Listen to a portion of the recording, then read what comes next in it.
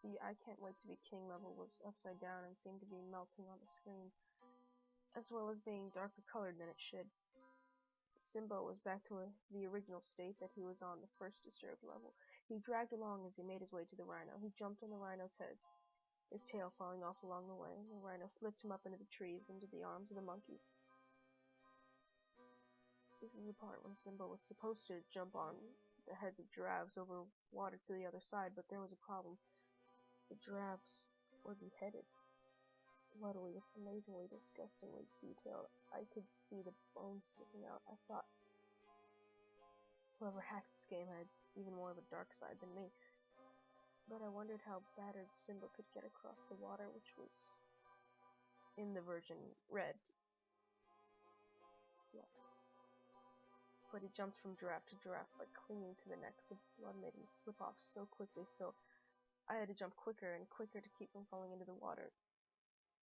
Later in the level, the ostrich he is supposed to ride was beheaded and skinned with frightening realism. It looked more like a photo I had seen taken at fur farms with dead animals. The ostrich lurched in a disordered way as it ran.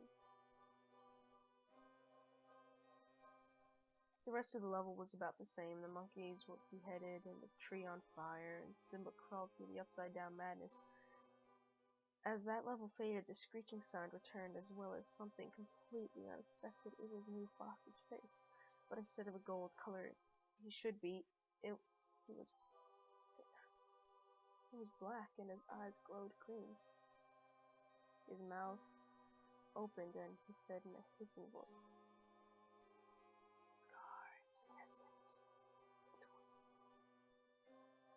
What did that mean? What was this twisty game trying to pass off that Mufasa was supposed to have let go of the cliff on purpose? I don't know why, but I was disturbed by the thought. Don't be stupid, I thought. Don't let a stupid game make you upset about stupid fictional cartoon lions. Despite the nervousness I was experiencing, I continued to the game. Later on, to the elephant graveyard level. This one was right side up, thank goodness, and Simba was surprisingly normal, standing up straight like he's supposed to. Maybe the hacker got bored and decided to leave this level alone. My thoughts were proven wrong. As soon as I thought them, the elephant graveyard was strangely devoid of life. No hyenas came to attack me like they were supposed to. I just thought of that as an easy out and began to run through the game. As I moved, I realized it wasn't going to be that easy. A scream ripped loudly through the speakers and the monitor. Not just the screen, but the whole monitor shook. That freaked me out. But I figured it was probably just vibrating from the loudness of the screams. Anyway, I had a new thing to worry about. The ground was literally crumbling under Simba's feet. I had to keep running through the desolate graveyard to keep from falling into the unknown black below me. As I ran, I noticed that the spots that were supposed to have hyenas instead had bloody-skinned corpses instead. The same hissing voice of Mufasa I heard before sounded as I passed each one. Death is cruel to the just and the unjust, he repeated over and over as a scream built up louder and louder behind it. Then the whole monitor shook, more and more violently. Then, very realistic blood started dripping down the screen. So realistic I was tempted to reach out and touch it. I indulged in my temptation, and was petrified as my finger became covered in sticky crimson blood. As can be expected, I screamed and ran from the room. I ran into the bathroom and slammed the door shut. My hands were trembling as I reached for the light switch. I half expected that distorted Mufasa face to be in front of me as I flipped on the light. Of course it wasn't. So I just sat down and curled into a ball. I suddenly hated being alone. I yearned for my parents to come home. It didn't help that I could still hear the scream from the other room. My room, where I had to sleep. As frightened as I was, I decided I had to go back and turn off that game. So I mustered up whatever courage was left in me and walked slowly back into the room. I was almost afraid to turn and look at the computer in the dark corner of the room, but when I did, I saw the blood was gone. Maybe I just let this disturbing game get to my head and I'd hallucinated the blood. I mean, it was just a game, right? Weirder still is if the game had paused on its own. as if it had known that I'd fled the room. Maybe in my panic I had hit the enter button and the keyboard, and I just hadn't known it. I sure didn't remember it. That thought was proven false as soon as my bottom made contact with the seat. For as soon as I sat down, the game started up. The screaming thankfully stopped for the time being, and curiosity was urging me to keep going.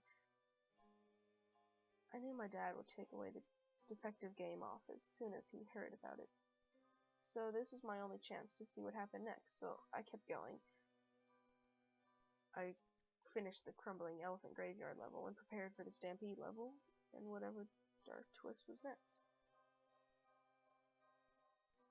But to my surprise, everything was normal on this level. The sky was blue and the rocky canyon was a bright tan, just as I remembered it. Half of me was thankful and the other half, the darker half I hide from most people, was bored.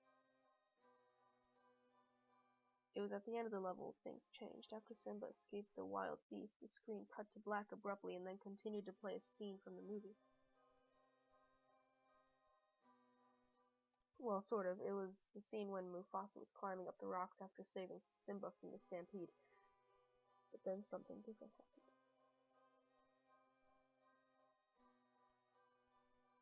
It cut to Simba staring at his dad, struggling to climb up the canyon. This scene wasn't in the movie, though it was animated in just as good quality as the real movie. Simba was crying as if he knew his dad wasn't going to make it. Sobbing realistically, he then stopped suddenly and turned his face towards the screen. His eyes were empty, emotionless as he stared at me. Then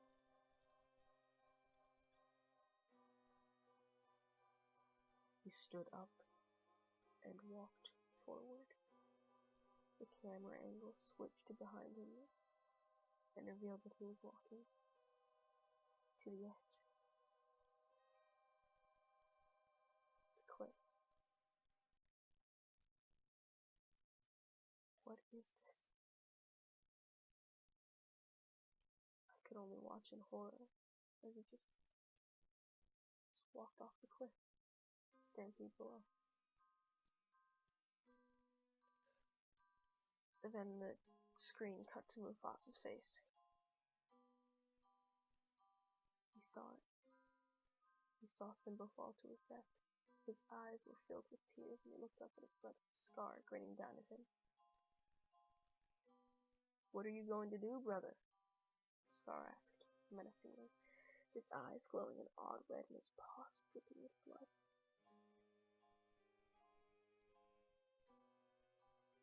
"What have you to live for?"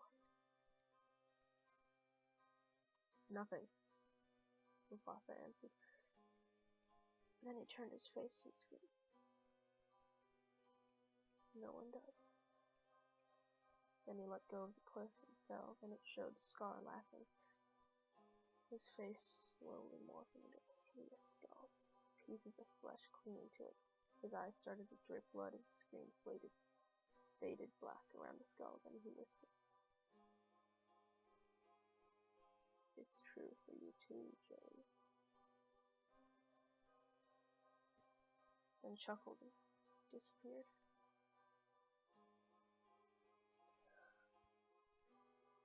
Once again I found myself running from the room, this time in hysterics. If I thought I was trembling before, then this was my own personal earthquake. In the bathroom, I ended up vomiting in the toilet, then I just sat there whispering, "It's not real. It's not real." Tears ran down my face like the blood had from scars. How did that game just say my name? That's not normal. Not right. But I was an adult in this house at the time. It was up to me to go back into that room and turn that demonic game off immediately. So I stomped into my bedroom angrily. I will not let a game control me. I glared toward the screen and noticed that Scar was gone. It was sitting there on the Simba's exile level, very normal looking. It even had the appropriate sound for the game. Once again, my curiosity got the better of me, and I dismissed the movie flip as my imagination getting the better of me.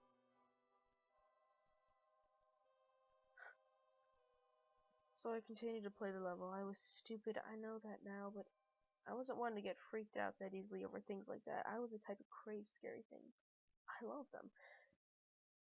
So I played this game with a cautious but curious attitude. I was just waiting for something else strange to happen, not hoping for it like before, more like watching a video online and waiting for the screamer. The level was perfectly normal. Whoever hacked this game had a twisted sense of humor, I thought warily, lulling you into a false sense of security, then freaking you out in a whole new way. I knew it was coming, but I still jumped when it happened. The Simba's exile level ended normally as the hyenas watched Simba escape through the thorns, yelling, "If you ever come back, we'll kill you." Then it happened. Something creepy. The Hakuna Matata level started, but Simba couldn't move. It was like the game was locked up. Except he was moving, not running like I wanted him to, but shaking his head over and over again, as if he was trying to shake the bad thoughts from his head.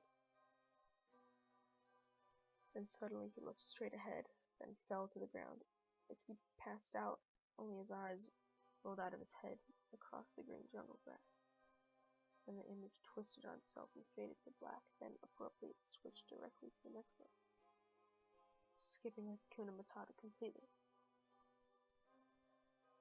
It only seemed fitting that a game as dark as this skipped the happiest level. So now Simba is an adult. This was the level representing him going at night to see Rafiki. As an adult, he had his new powers of slashing and mauling. I mentioned before the brief, mild violence that normally was in the adult Simba levels.